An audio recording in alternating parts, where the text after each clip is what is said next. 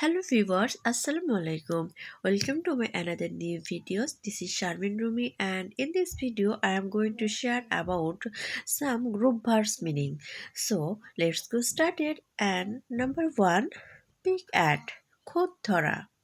2, pick off, guli kora. 3, pick out, শনাক্ত করা. 4, pick up, শেখা. 5, pick up, সংগ্রহ করা. 6, pick up, তেজি ভাব হওয়া. 7, pick up, অর্জন করা.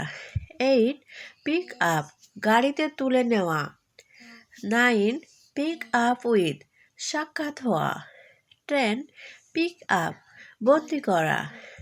11, pull down, ভাঙিয়া ফেলা.